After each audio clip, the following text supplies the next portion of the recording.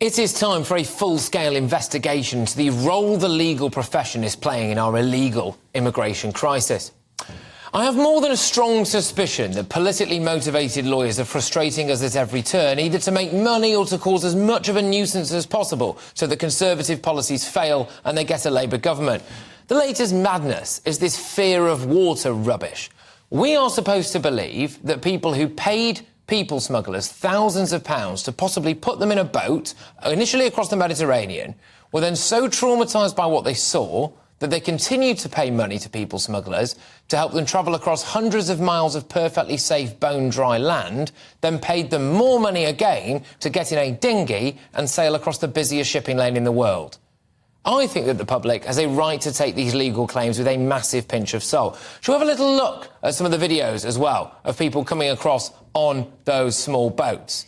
I mean, that lot don't really look that traumatised by the water, do they? No, there's a couple of smiles, indeed, there. They don't really look like they'd be too uncomfortable on a stable barge. I think it's worth noting as well that one of the legal firms behind the last-minute legal challenges is reported in the Mail as being London-based Duncan Lewis, which apparently played a key role in challenging the government's Rwanda asylum scheme.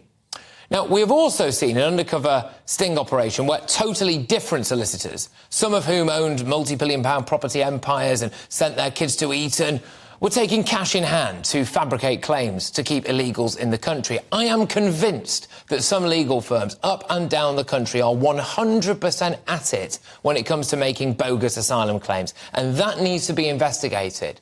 And if it is the truth, as I suspect it is, that the reality of the situation is that you can make a legal case for anybody at all that they have suffered some kind of trauma, and that you can simply make that up and get away with it, then this needs to be explained to the public.